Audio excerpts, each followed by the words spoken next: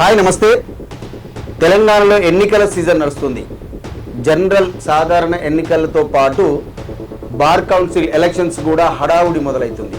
దీంతో ఈ నేపథ్యంలో మనతో పాటు junior advocates association president Vamsikrishna గారు మనతో ఉన్నారు. ఈ ఎన్నికలకు సంబంధించిన జనరల్గా సాధారణ ఎన్నికలు ఎలా జరుగుతాయి అడ్వకేట్స్లో, అంటే ఏ విధంగా ఉంటుంది, ఎట్లా అనే విషయాన్ని మనము చర్చించే ప్రయత్నం చేద్దాం. నమస్తే వంశీకృష్ణ గారు. నమస్తే అన్న. ఎట్లా నడుస్తుంది ప్రచారం? బ్రహ్మాండంగా నడుస్తుందన్న.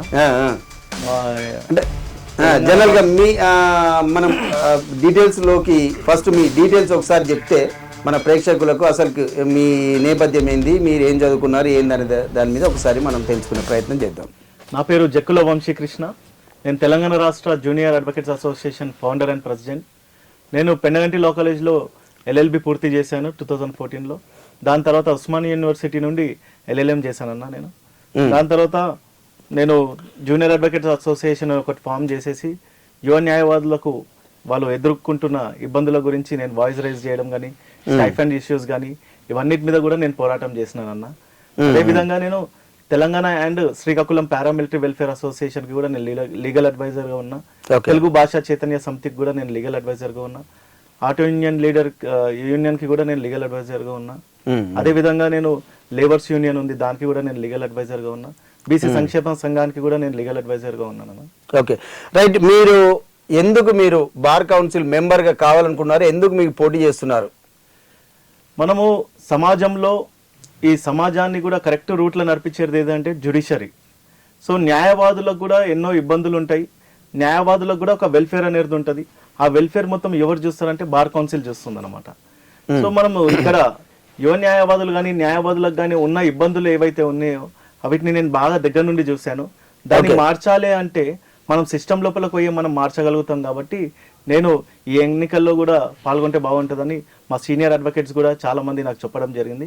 అందుకే నేను కూడా బడిలోకి దిగడం జరిగిందని. అయితే కొంత మనకు సాధారణంగా ప్రేక్షకులకు దీని మీద ఐడియా ఉండదు కనుక, అంటే అడ్వకేట్స్ ఎంతమంది ఉంటారు, ఎట్లుంటారు, ఏంది దీని ఈ ప్రొసీజర్ ఏందనేది ఒకసారి అంటే తెలంగాణ వ్యాప్తంగా అంటే ఎన్ని ఓట్లు ఉంటాయి ఏందనేది ఆ ప్రొసీజర్ ఒక్కసారి వివరిస్తారా? బార్ కౌన్సిల్ అంటే 25 మంది ఉంటారన్న. దాంట్లో ఉండి అందరినీ స్టేట్లో ఉన్న 36,500 మంది న్యాయవాదులు కలిసి ఈ 25 మందిని ఎన్నుకోవాలి. 36,500 మంది ఈ 25 మందిని ఎన్నుకోవాలి. అంటే దేంట్లో ఎట్లా ఉన్నారు? ప్రతి బార్ అసోసియేషన్ మనం హైకోర్టు ఉంది, హైకోర్టులో సుమారు 9,200 మంది ఉన్నారు. సిటీ సివిల్ కోర్టు ఉంది 2,400 మంది. అట్లా సికింద్రాబాద్ కోర్టు ఉంది, దాంట్లో ఒక 2,400. మళ్ళీ క్రిమినల్ కోర్టు ఉంది నాంపల్లిలో, దాంట్లో ఒక 3,000 చిల్లర ఉంది. సో ఇలా మన రంగారెడ్డి కోర్టు ఉంది 3,000 చిల్లర అక్కడ నుండి. సో వీళ్ళందరూ మనం కలిపితే తెలంగాణ రాష్ట్ర వ్యాప్తంగా ప్రతి ఒక్క కోర్టులో సుమారు 50 నుండి 9,000 మంది వరకు తెలంగాణ మొత్తం కలిపితే 36,000 అవుతుంది. ప్రతి జిల్లా కోర్టులలో 5,500 ఓట్లు ఒక దగ్గర ఉంటాయి. కరీంనగర్ మనం చూసుకున్నట్టయితే 2,000 ఓట్లు ఉన్నాయి. ఇట్లా ఒక్కొక్క జిల్లాలో ఒక్కొక్క విధంగా మనకు ఓట్లు ఉంటాయి. జిల్లా వ్యాధిగా మనం చూస్తే వీళ్ళందరూ కలిసేసి తెలంగాణ రాష్ట్రంలో ఈ 25 మందిని ఎన్నుకునేది మొత్తం ఈ 36,000 మంది నుండి 25 నుండి ఎన్నుకుంటారు. అంటే ఎంతమంది, అంటే ఈ ప్యానెల్ అధ్యక్షుడు అట్లా ఏమైనా ఉంటుందా? ఎట్లా? దీంట్లో చైర్మన్ అండ్ వైస్ చైర్మన్ ఉంటారు. 25 మంది సెలెక్ట్ అయిన తర్వాత ఆ 25 మంది కలిసేసి దాంట్లో ఉండి ఒకరిని చైర్మన్ గా ఎన్నుకోవడం జరుగుతుంది. ఓకే, అందరూ మెంబర్ లాగానే పోటీ చేయాలి ఫస్ట్. అందరు మెంబర్ లాగానే పోటీ చేయాలి ఫస్ట్.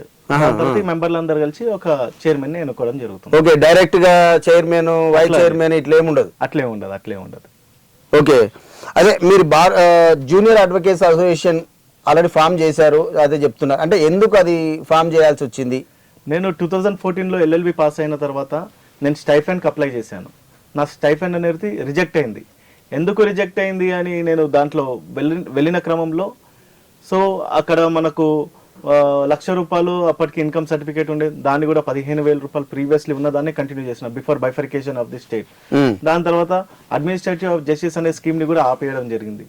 ఇవన్నీ జరిగిన క్రమంలో ఎన్నోసార్లు మనం పోరాటం చేసి దానికి కన్సర్న్ డిపార్ట్మెంట్స్ ని నేను కలిశాను, కలెక్టర్లను కలిశాను, అక్కడ ఉన్న మినిస్టర్స్ ని కలిశాను. నేను కలిసిన క్రమంలో senior advocates and justice Chandraiah గారు కానీ ఈశ్వరయ్య సార్ కూడా మీటింగ్లలో నేను వెళ్తుంటే ప్రతిసారి నువ్వు ఈ ఇష్యూస్ మీద నువ్వు మాట్లాడుతుంటావు కదా బాబు, నువ్వే ఒక అసోసియేషన్ పెట్టుకుంటే బాగుంటుంది అని నాకు సూచన ఇస్తే నేను అప్పుడు అసోసియేషన్ అనేది ఫామ్ చేసి ముందు నేను తెల్ల కాగితం మీద నేను రిప్రజెంటేషన్స్ ఇస్తుండే, దాని తర్వాత junior advocates association letter head మీద రిప్రజెంటేషన్స్ ఇవ్వడం స్టార్ట్ చేసిన. అంటే అంత ముందుకు లేదు ఈ జూనియర్ అడ్వకేట్స్ అసోసియేషన్ అనేది? లేదు, తెలంగాణ రాష్ట్రంలో తెలంగాణ జూనియర్ ప్రీవియస్లీ ఉన్నాయి వేరే అసోసియేషన్, కానీ మనమే తెలంగాణ జూనియర్ అడ్వకేట్స్ అసోసియేషన్ అని రిజిస్ట్రేషన్ చేయించి మనం దాని మీద ఆ బ్యానర్ మీద మనం పోరాటాలు చేస్తాం. అయితే ఇప్పుడు 36,000 మంది ఓటర్లు అన్నారు, అంటే వీళ్ళకు ఎక్కువ తక్కువ జడ్జీలకు లేకపోతే సీనియర్ అడ్వకేట్లకు జూనియర్ అడ్వకేట్స్కు అసలు ఓటు హక్కు ఎప్పుడు వస్తుంది, ఎమ్మటే వస్తుందా, ఎట్లా? దీనికి ఏంటంటే ఎల్ఎల్బి కంప్లీట్ అయిన తర్వాత all India bar examination clear చేయాలి. వాళ్ళు ఏదన్నా ఒక బార్ అసోసియేషన్ లో మెంబర్షిప్ తీసుకోవాలి. అక్కడ నుండి సిఓపి అనేది ఉన్న తర్వాతనే they are eligible for voter అన్నమాట. Okay right. మీరు కరోనా టైంలో కూడా చాలా సేవా కార్యక్రమాలు చేశారు, సర్వీసులు చేశారు. దీని గురించి ఏం వివరిస్తారేం? కరోనా టైంలో చాలా మంది న్యాయవాదులు ఇబ్బంది ఎదుర్కొంటున్నారు. యువ న్యాయవాదులు నాకు ఫోన్ చేయడం జరిగింది. దాంట్లో నేను ఒక సంఘటన ఏంటంటే, నేను నిరాహార దీక్షకు కూర్చోడానికి కారణం ఏంటంటే, ఒక అమ్మాయి తను సిటీ సివిల్ కోర్టులో ప్రాక్టీస్ చేస్తుండే. వాళ్ళ హస్బెండ్ వచ్చేసి మేస్త్రి పని చేస్తారు. సో ఆ అమ్మాయిని 5 సంవత్సరాలు ఎల్ఎల్బి చదివించిన తర్వాత ప్రతిరోజు అమ్మాయి వాళ్ళ ఇంట్లో నుండి బ్లేజర్ వేసుకొని వాళ్ళ బస్సీలో నుండి కోర్టుకి వచ్చి ఆ అమ్మాయిని డ్రాప్ చేస్తుండే వాళ్ళ హస్బెండ్. సో కరోనా కారణంగా కోర్ట్స్ అన్ని బంద్ అయినాయి. సో వాళ్ళ ఇంటి దగ్గర కూడా అమ్మాయికి గ్రాసరీస్ ఎవరైనా పంచుతున్నా కూడా తీసుకోలేని పరిస్థితిలో అమ్మాయి ఉంది. ఎందుకంటే మనం డిగ్నిఫైడ్ గా మనం ఉన్నాము, మనం ఒక అడ్వకేట్, సమాజం మనని ఒక పై ఎత్తులో చూస్తుంది కాబట్టి కిందికి మనం ఉంటే బాగుండదు కాబట్టి చేయి చాచకుండా ఆ అమ్మాయి వాళ్ళ ఇంట్లో తినడానికి తిండి లేకున్నా కూడా తీసుకోకుండా ఆగింది. సార్ మీరు యువ న్యాయవాదుల ప్రెసిడెంట్ ఉన్నారు, మీరు కొంచెం హెల్ప్ చేస్తున్నారు కాబట్టి నాకు కూడా ఫైనాన్షియల్లీ కొద్దిగా హెల్ప్ చేయండి అని అమ్మాయి ఫోన్ చేసి నన్ను అడగడం జరిగింది.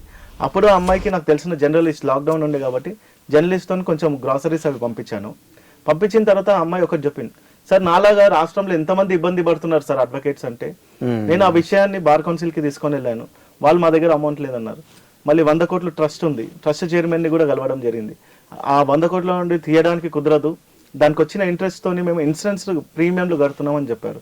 సో అక్కడ మనకు ఎటువంటి దారి కనిపించని క్రమంలో సో కౌన్సిల్ని రిపీటెడ్గా చేస్తే వాళ్ళు కొద్దిగా అమౌంట్ రిలీజ్ చేశారు. అది ఎట్లా చాలా మంది న్యాయవాదులకు చెందలేదు. మా దగ్గర ఉన్న సహాయం మేము చేసాము, చాలా మంది సీనియర్ న్యాయవాదులు కూడా చేశారు, కానీ చాలా మందికి చేరలేదు. సో ఆ క్రమంలో నేను అమర నిరాహార దీక్షకు ఫేస్బుక్ లైవ్ లో నేను అమర నిరాహార దీక్ష కూర్చోవడం జరిగింది. 3 రోజుల పాటు నేను దీక్ష చేశాను. సీఎం వరకు రీచ్ అయిన తర్వాత అక్కడ నుండి నాకు లా సెక్రటరీ వాళ్ళందరూ ఫోన్ చేసి చెప్తే అప్పుడు నేను విత్డ్రా చేసుకోవడం జరిగింది. 25 కోట్ల రూపాయలు రిలీజ్ చేయడం జరిగింది. ప్రతి న్యాయవాదికి 16,000 రూపాయలు లాక్డౌన్ పీరియడ్ వచ్చినాయి. ఓకే. అలాగే అడ్వకేట్ సమస్యల మీద మీరు చీఫ్ జస్టిస్ తో పాటు కేంద్ర మంత్రులను కూడా కలిసినట్టు మనం ఆ మధ్యన మీడియాలో చూసాం. అంటే ఈ దేని గురించి కలిసారు, ఎవరిని కలిసారు, ఏంది అసలు? Chief justice of India NV Ramana గారిని నేను కలిసాను. 41A CRPC అని ఉంది, స్టేషన్ బిల్ 35 Clause 3 అయింది అది ఇప్పుడు. సో దాన్ని అమెండ్ చేయాలని చీఫ్ జస్టిస్ ఆఫ్ ఇండియా నేను కలిసాను. సార్ ఏమన్నారంటే, why young advocates not getting money, that's the reason you want to amend 41A CRPC అని అడిగారు. లేదు సార్, కామన్ పబ్లిక్ జస్టిస్ దొరకడం లేదు.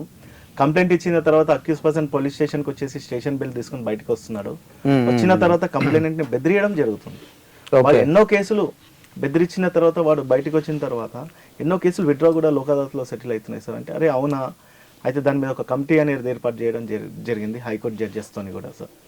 మళ్ళీ అదే సెంట్రల్ లా మినిస్టర్ ని కూడా నేను కలవడం జరిగింది, అర్జున్ రామ్ మేఘవాల్ గారిని.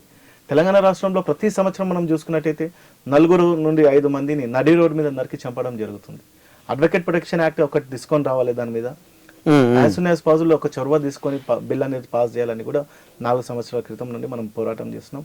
రిపీటెడ్లీ వాళ్ళని కలవడం జరుగుతుంది. మొన్న పోయిన సంవత్సరం కూడా బిల్ అనేది కూడా పాస్ అయింది, అడ్వకేట్ ప్రొటెక్షన్ బిల్ పార్లమెంట్లో. ఓకే. అలాగే బీసీల జడ్జీల నియామకాల్లో బీసీల కట్ ఆఫ్ మార్క్స్ రిలాక్సేషన్ గురించి కూడా పోరాడినట్టు, అలాగే విజయం కూడా సాధించారు. అంటే దీని గురించి కూడా కొంత ఏంది అసలు దాని వెనకాల? ఇది చాలా పెద్ద సబ్జెక్ట్. అంటే యాక్చువల్లీ సోషల్ జస్టిస్ అనేది ఏదైతే ఉందో బీసీలకు 2017లో రూల్స్ అమెండ్ అయినాయి. ఆ రూల్స్ అమెండ్ అయిన తర్వాత 55% ఉన్న రిటర్న్ ఎగ్జామినేషన్ లో రిలాక్సేషన్ మార్క్స్ ని 60%కి పెంచినారు. అంటే ఓపెన్ కేటగిరీ చేసేస్తున్నారు అక్కడ. సో ఇది నా దృష్టికి వచ్చిన వెంటనే నేను హైకోర్టులో రిజిస్టర్ గారిని కలవడం జరిగింది. వారు ఏమన్నారంటే, వాళ్ళు నాకు ఒక లెటర్ పంపించేసి హైకోర్టులో దీని మీద రిట్స్ ఒక 2 రిట్ పిటిషన్లు ఫైల్ అయినాయి, అవి డిస్మిస్ అయినాయి. సో మీరేంటంటే దాన్ని రివ్యూ చేసుకోవాలి, లేదంటే సుప్రీంకోర్టుకి పోవాలని చెప్పడం జరిగింది. సో దాని మీద ఆల్రెడీ 2017 నుండి 2024 వరకు సుమారు 7 సంవత్సరాలు మనము లాస్ అయినాం. ఎన్నో జడ్జి సీట్లు మనం లాస్ అయినాం. మళ్ళీ దీన్ని సుప్రీంకోర్టుకి పోయినాము, రివ్యూకి పోతే మళ్ళీ 7 నుండి 10 సంవత్సరాలు మళ్ళీ లాస్ అవుతామని దాని మీద ఒక ఉద్యమం చేశానన్న. ఢిల్లీ జంతర్ మంతర్లో మీటింగ్లు చేశాను నేను, ఇక్కడ హైకోర్టు ముందు ధర్నాలు చేశాను, ఆల్ పార్టీ ఎంపీస్తోని నేను కాన్ఫరెన్స్లు పెట్టాను, పార్లమెంట్లో కూడా మాట్లాడిపోయడానికి ఆర్ కృష్ణయ్య గారితో, కోవా లక్ష్మణ్ గారితో కూడా నేను కోఆర్డినేట్ చేశాను. ఈ ఇష్యూస్ మీద పోరాటం చేసిన తర్వాత పోయిన నెల 6వ తారీఖు జీవో కూడా వచ్చింది. మార్క్స్ రిలాక్సేషన్ 55% ప్రీవియస్ ఏ విధంగా అయితే ఉండేనో అదే విధంగా ఇప్పుడు మార్క్స్ రిలాక్సేషన్ కూడా అయిందన్న. అంటే దీని మీద కూడా అంటే గట్టి పోరాటమే చేశారు, విజయం సాధించారు కూడా. అవునన్న. అంటే అంతకుముందు ఒకసారి మనం లాస్ట్ ఇయర్ కూడా డిస్కస్ చేసేటప్పుడు ఈ పోరాటం మీద ఆల్రెడీ ఒక ఇంటర్వ్యూ కూడా తీసుకోవడం జరిగింది. మీరు ఇందిరా పార్క్ లో ధర్నా చేస్తే కూడా మనం కవర్ చేయడం కూడా జరిగింది. అవును, మన స్టూడియోలోనే మనము ఈ విషయం మీద కూడా మాట్లాడినాము. అప్పుడు మనము బీసీ మినిస్టర్లని వీళ్ళందరినీ కూడా కలిసిండే, state BC commission chairman, national BC commission chairman ని కూడా కలిసిన తర్వాత మీ దగ్గర ఇంటర్వ్యూ కూడా చేసామన్న. అలాగే అంటే మీరు అడ్వకేట్స్ కోసం చేస్తున్నారు, జూనియర్ అడ్వకేట్స్ చేస్తున్నారు, బీసీల రిలాక్సేషన్ కోసం కొంత ఉద్యమాలు గట్టిగానే చేస్తున్నారు. కానీ ఈ పేదవారి కోసం అంటే న్యాయం దొరకక పేదవారి కోసం మీరు ఏం చేస్తున్నారు, ఎలాంటి ఏదన్నా వాళ్ళ కోసం ఏం చేస్తున్నారు? ఓకే, మీరంతా ఇటు సెగ్మెంటేనా లేదా న్యాయం దొరకని పేదవాళ్ళ కోసము మీరు ఏం చేస్తున్నారు ప్రత్యేకంగా? ఇప్పుడు న్యాయం దొరకని పేదవారి కోసం కూడా మేము జైలు విజిట్ కూడా చేస్తాము. అక్కడ ఎవరికన్నా బెయిల్ తీసుకోలేని పరిస్థితుల్లో వాళ్ళ కోసం ఎవరైనా రిప్రజెంట్ చేయని పరిస్థితిలో మేము ఫ్రీ లీగల్ ఎయిడ్ సర్వీసెస్ లాగా లీగల్ సర్వీస్ అథారిటీ నుండి కూడా మేము అక్కడ వెళ్ళి అక్కడ మాట్లాడి వాళ్ళకి ఫ్రీ సర్వీస్ కూడా ఇవ్వడం జరిగిందన్న. చాలా మందికి కూడా మేము ఫ్రీ లీగల్ ఎయిడ్ సర్వీసెస్ కొన్ని గ్రామాలలోకి వెళ్ళి జస్ట్ మనము అక్కడ ఒక బ్యానర్ పెట్టేసుకొని వాళ్ళతోనే చెట్టు కిందనే కూర్చొని మేము, లేదు అంటే లేబర్స్ ఎవరైనా ఉన్నారంటే వాళ్ళ దగ్గరనే బ్యానర్ పెట్టుకుని అక్కడ కూర్చొని వాళ్ళకి ఏ ఇబ్బందులు ఉన్నాయి, వాళ్ళ అడ్డాలో నిల్చొని ఏ ఇబ్బందులు ఉన్నాయి అవి కూడా తెలుసుకొని కొన్ని విషయాలు కూడా మాకు చాలా తెలిసినాయి. యూపీ నుండి కానీ ఇక్కడ మనకు డైలీ లేబర్స్ ఉంటారు అనమాట, ఎవరు కార్పెంటర్ పని చేసేటోళ్ళు కానివ్వండి, ఫాల్ సీలింగ్ వేసేటోళ్ళు కానివ్వండి, వీళ్ళందరూ పెయింటర్స్ కానీ వాళ్ళ అడ్డాలో ఒకరోజు మేము కూర్చుంటే నాకు దృష్టికి ఏమొచ్చిందంటే అడ్వాన్స్ అమౌంట్ వాళ్ళకి ఇస్తారు కానీ ఫుల్ పేమెంట్ వాళ్ళకి చేయరు. ఇలాంటి ఇష్యూస్ చాలా ఉన్నాయి. సో అక్కడ కూడా మేము ఉండి ఎవరైతే పని చేసుకున్నారో వాళ్ళకు లీగల్ నోటీసులు కూడా పంపించినాం, ఫ్రీ ఆఫ్ కాస్ట్లో లీగల్ నోటీస్ కూడా పంపించేసి వాళ్ళ దగ్గర నుండి అమౌంట్ కూడా రికవరీ చేయడం జరిగిందన్న. ఇలాంటి ఎవరికైనా ప్రోబోనో కేసెస్ కూడా మేము చాలా చేసినాం. నా వైఫ్ కూడా అంకిత అని, తను కూడా క్రిమినల్ కోర్టులో నాంపల్లిలో ప్రాక్టీస్ చేస్తున్నారు. ఫ్యామిలీ మొత్తం ప్రాక్టీస్ అడ్వకేట్స్ ఉన్నాం. సో మేము మా ఆఫీస్ నుండి ఎవరికైనా ఏదైనా సాయం కోసం వచ్చినప్పుడు కూడా మేము ప్రోబోనోగా సర్వీస్ చేస్తాము, legal advisers free of cost legal advice కూడా ఇస్తామన్నారు. రైట్ అండి, ఇప్పుడు ఇక మనము పాయింట్లోకి వద్దాము. ఈ ప్రచారం జరుగుతూ ఉంది కదా, అంటే ప్రచారం ఏ విధంగా జరుగుతుంది, ఎట్లా జరుగుతుంది, ఎప్పుడు ఎలక్షన్ ఎప్పుడు ఏంటి అసలుకి? ఈ నెల జనవరి 30వ తారీఖు ఎలక్షన్స్ ఉన్నాయన్న. నేను నా ఎజెండా ఒక్కటే, అందరికీ కూడా నేను చెప్పేది ఒక్కటే, ఏంటంటే దయచేసి మీరు ఓటేసే ముందు ఆలోచించాలి. సామాన్య ఎలక్షన్స్ అనేది దట్ ఈస్ డిఫరెంట్. మనము ఒక గ్రాడ్యుయేట్స్ అయి ఉండి మనం సమాజం కోసం ఆలోచించే వాళ్ళం అయి ఉండి మన ఎలక్షన్స్ కూడా ప్రాపర్గా జరగాలని, ఓటేసే ముందు ఒక నిమిషం ఆలోచించాలని, ఎవరు మన కోసం పనిచేస్తారు ప్రీవియస్లీ, ఎవరు మన కోసం రానున్న రోజులలో పనిచేస్తారు, ఏదో మేనిఫెస్టో తీసుకొని వచ్చిన తర్వాత గెలిచిన తర్వాత పనిచేస్తారా, లేదంటే గెలవక ముందుకు చేసిన వాళ్ళు ఎవరైనా ఉన్నారా, అది గ్రహించి వాళ్ళకు ముందు ప్రాధాన్యత ఎవరికి ఇవ్వాలంటే ఎవరైతే ప్రీవియస్లీ పనిచేశారో అలాంటి వాళ్ళకు మనము ఫస్ట్ ప్రిఫరెన్షియల్ ఓటేసి వాళ్ళని గెలిపిస్తే వాళ్ళు కౌన్సిల్లో కూడా వాళ్ళ గలం అనేది లేపి అక్కడ మాట్లాడడానికి అవకాశం ఉంటుంది. నేను ఇప్పుడు ఏమైపోతుందంటే ప్రిఫరెన్షియల్ ఓట్ సిస్టమ్ ఉంటుంది. సెకండ్ ప్రిఫరెన్స్ అనేది బ్లడ్ లాంటిది, ఫస్ట్ ప్రిఫరెన్స్ అనేది ఆక్సిజన్ లాంటిది. ఇప్పుడు ఆక్సిజన్ లేనిది ఎంత బ్లడ్ ఎక్కించినా కూడా వేస్టే. సో ఫస్ట్ ప్రిఫరెన్స్ మాకు వేయాలని కూడా నేను చాలా మందిని నేను కోరడం జరిగింది. మేము చేసిన యాక్టివిటీస్ ఏవైతే ఉన్నాయో, మా ఎజెండా ఏదైతే ఉందో, కొత్త హెల్త్ ఇన్సూరెన్స్ కార్డ్స్, పాత హెల్త్ ఇన్సూరెన్స్ కార్డ్స్ ఉన్న వాళ్ళకు కూడా వాళ్ళ ఫ్యామిలీ మెంబర్లని దాంట్లో జతపరచాలని, ఏదైతే వాళ్ళకు క్లెయిమ్ అమౌంట్ తక్కువ వస్తుంది కదా దానికోసము మేము ఇన్సూరెన్స్ కంపెనీని మార్చి, నేను కౌన్సిల్లోకి వచ్చిన తర్వాత ఇన్సూరెన్స్ కంపెనీలో కాల్ఫర్ చేసి టెండర్ రూపంగా ఎవరైతే మంచిగా మనకు ప్రీమియం తక్కువ ఇచ్చి మనకు క్లెయిమ్స్ ఎక్కువ ఇస్తున్నారో, కవరేజ్ ఎవరైతే ఎక్కువ ఇస్తున్నారో అలాంటి వాళ్ళని మనం పెట్టుకొని కొత్త ఇన్సూరెన్స్ కార్డ్స్ ఇవ్వడం కానీ ఫ్యామిలీ మెంబర్స్ని దీంట్లో అంతా జతపరచాలని.